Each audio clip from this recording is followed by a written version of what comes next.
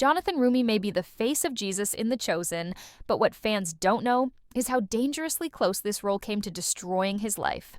Season 5 was supposed to be the most powerful yet, but behind the scenes, Jonathan was crumbling. Emotionally, mentally, even spiritually, he was falling apart. The Last Supper wasn't just a scene. It was a breaking point. As the cameras rolled, Jonathan was haunted by fear that he might not survive this season, not just as an actor, but as a man of faith. And what he revealed in recent interviews proves that this wasn't just acting. This was war, spiritual, emotional, and deeply personal. He said yes to the role of a lifetime, but no one warned him it would almost destroy everything. Jonathan Roumie didn't just play Jesus in Season 5 of The Chosen, he lived through Agony. As Holy Week takes center stage in this upcoming season, Jonathan found himself buried under the emotional weight of the scenes he was filming. It wasn't the fame, the pressure, or the critics that got to him. It was the quiet, soul-crushing responsibility of portraying the most sacred moments in all of Christian history. He wasn't ready.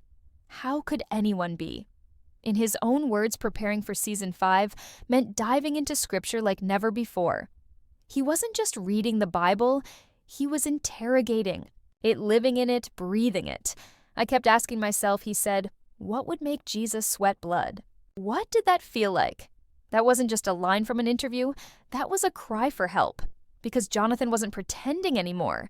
He was breaking apart step by step, scene by scene. When it came time to film the Garden of Gethsemane, Jonathan admitted to sleepless nights, hours of prayer, and feeling spiritually drained. I didn't know if I could do it, he said. I didn't know if I could survive it. And he wasn't exaggerating. The agony, the fear, the deep sorrow, he wasn't acting. It was coming from somewhere real, somewhere raw. He knew that millions of eyes would be watching, judging, feeling every moment he brought to life.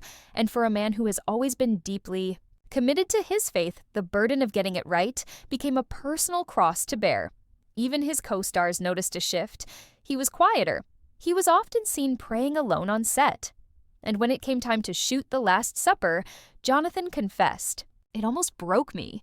He said he sat for hours beforehand, whispering, God, don't let me screw this up. This is too big. I can't do this without you. And still the weight of the moment nearly crushed him. But the hardest part? He had no escape. There was no cut that freed him from the pressure. Because once you say yes to playing Jesus, your life stops being yours. Every word, every look, every weakness. People hold it up against the Savior himself. And Jonathan knew it. In his private conversations, he's admitted to feeling like he's carrying a responsibility far too big for one man. I wake up every day, knowing that if I mess up, people will question their faith. Not just me, he said. Imagine living with that fear. Imagine carrying that weight while reliving the betrayal, the denial, the crucifixion. Not in a church, but on a film set with lights, scripts, and people depending on you to get it perfect. For Jonathan, Season 5 wasn't a performance. It was a test of faith, and he came dangerously close to failing. More than once, Jonathan admitted he wanted to walk away. He didn't say it out loud on camera, but in multiple interviews you can hear it in his voice. The fatigue, the emotional drain, the fear of being misunderstood. It's the hardest thing I've ever done, he confessed. This isn't just storytelling, it's sacred, and I'm just a man. A man who started this journey with nothing. No money, no big career, no future. Just a prayer and a desperate hope that God would show up. And now with the world watching, that same man feels the full weight of his calling pressing down on his shoulders. Season 5 isn't just about Holy Week. It's about a real man struggling to carry a role that nearly destroyed his spirit. And the most terrifying part? The hardest scenes are still ahead. The scene that nearly broke Jonathan Roumie wasn't the crucifixion. It wasn't the betrayal by Judas. It was the Last Supper. That quiet, holy moment we've all seen painted on church walls and remembered in communion. It nearly shattered the man chosen to portray Christ. For Jonathan, it wasn't just a dinner scene. It was the spiritual peak of Jesus' earthly journey, and he felt the weight of it pressing down on his soul. The whole of Christendom hinges on this, he admitted. And he wasn't exaggerating. This was the night Jesus looked his disciples in the eye and told them one of them would betray him. This was the night the first communion was shared. And for Jonathan, it was the moment everything in his life, every prayer, every heartbreak, every sacrifice, came crashing together. Jonathan prepared for weeks. He fasted, he prayed, he isolated himself to meditate on the magnitude of what was coming. He said, "I kept thinking, what would it be like to sit at that table surrounded by your closest friends, knowing one of them would hand you over to be tortured and killed, and knowing that the rest would run?" It wasn't just a theological question. It became an emotional spiral. Jonathan couldn't sleep. He was replaying every betrayal he'd ever experienced, every time someone left him, every time he felt abandoned or overlooked, and he funneled all of that into one terrifying realization: this role is consuming me. He shared in an off-camera moment that the hardest part wasn't even the acting. It was trying to keep himself from disappearing into the role. The scene itself was filmed late at night. The crew was tired. The set was quiet. And as Jonathan sat down at the table in Jesus' place, he said he felt something he couldn't explain. It was like a pressure in the room, like the atmosphere changed. I've never experienced anything like it. Some crew members later described it as chilling, while others said they could barely speak once the scene ended. But for Jonathan, it was beyond cinematic. He wasn't acting. He was begging God to carry him through it. My hands were shaking. I couldn't look anyone in the eye for long. And when I broke the bread, I almost lost it. Imagine trying to stay composed while reliving the moment Jesus revealed his death was coming, knowing the next stop is the garden, then the cross. I asked God to take over. Jonathan confessed, because I couldn't do it on my own. And maybe that's the part viewers don't understand. This isn't just a script. This isn't just a show. This is the story, the most sacred narrative in all of history. And Jonathan isn't just speaking words. He's reliving agony. And he's doing it in front of the entire world, while also being held to an impossible standard. One wrong word, one wrong tone, one misinterpreted emotion, and the backlash begins. The fear of letting people down is constant, he said. But the fear of letting God down, that's the part that eats at you. And it's not just a metaphor. Jonathan shared that after filming that scene, he walked off set, locked himself in his trailer, and wept for nearly an hour.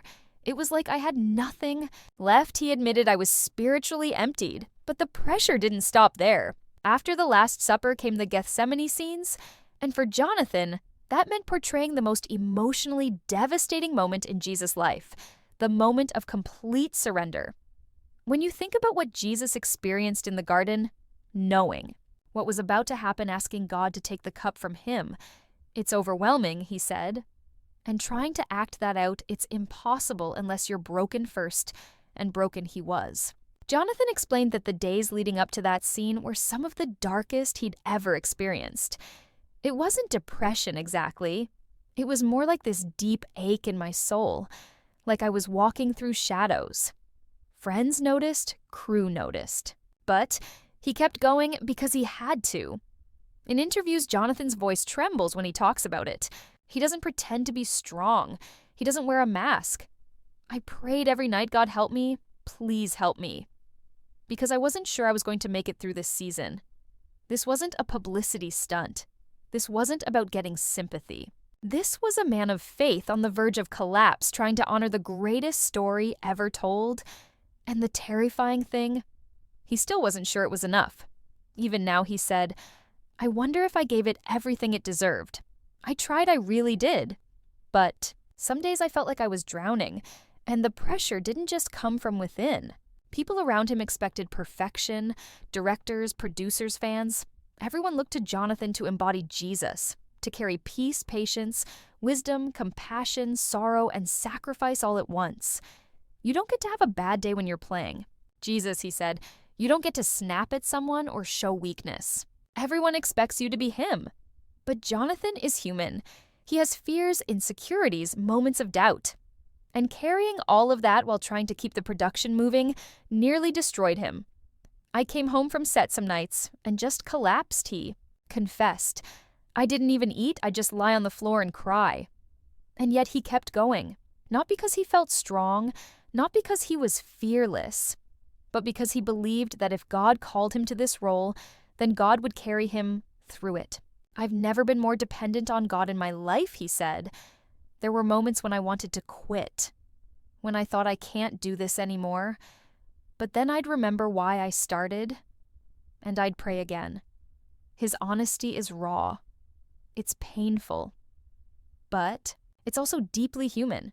Because the truth is, The Chosen Season 5 isn't just testing Jonathan's ability as an actor, it's testing his soul. And The Last Supper, that wasn't just a scene. That was the moment the role stopped being a job and became a burden that nearly crushed him.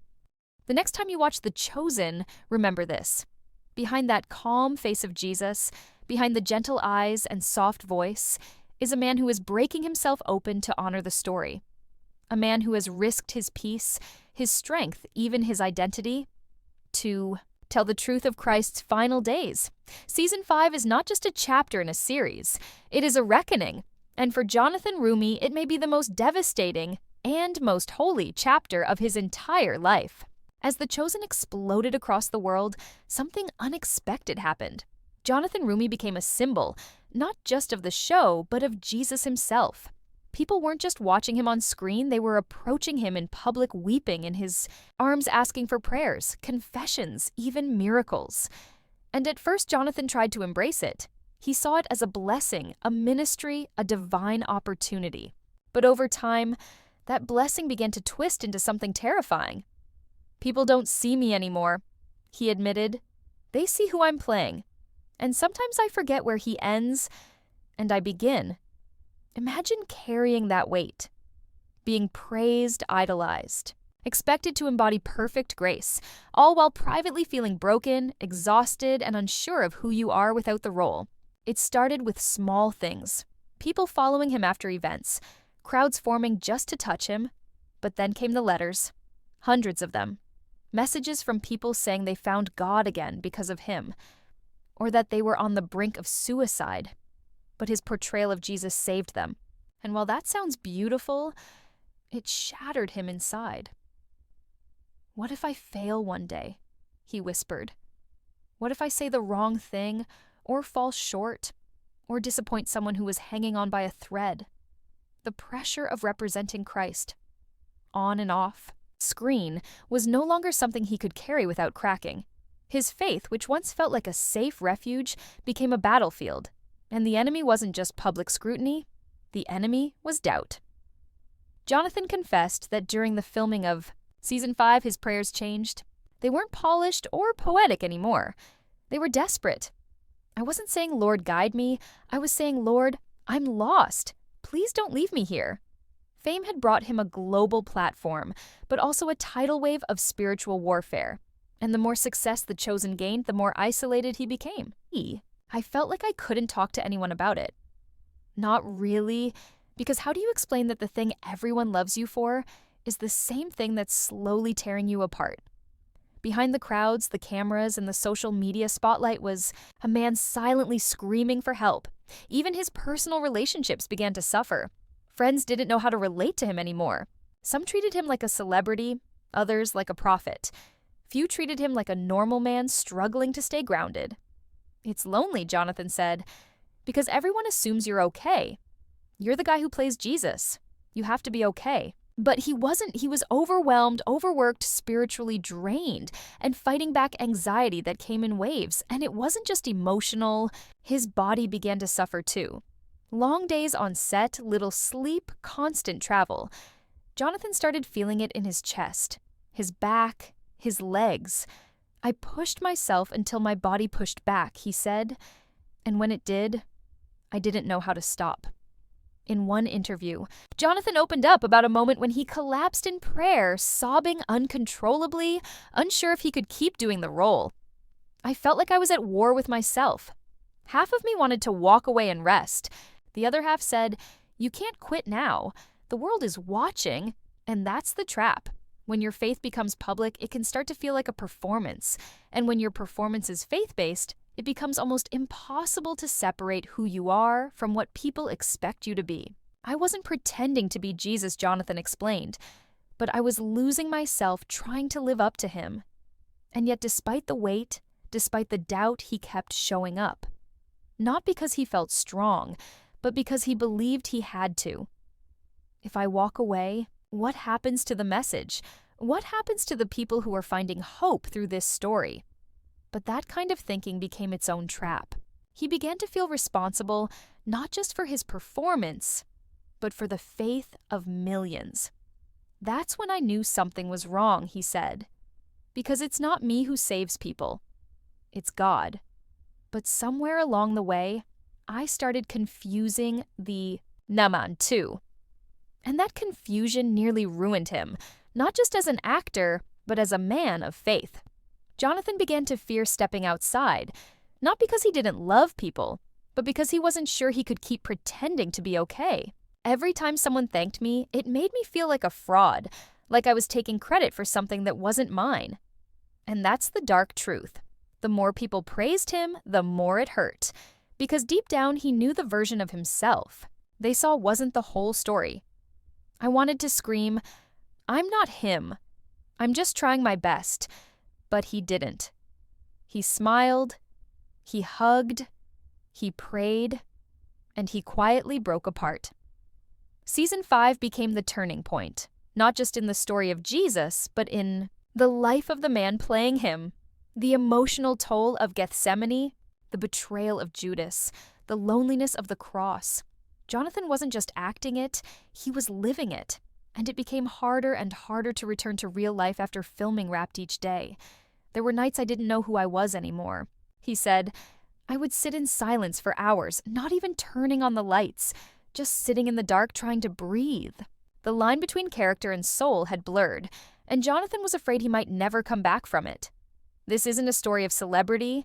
This isn't a story of ego. This is the story of a man who said yes to God and found himself in the fire. A man who wanted to tell the world about Jesus, but now wonders if it cost him too much.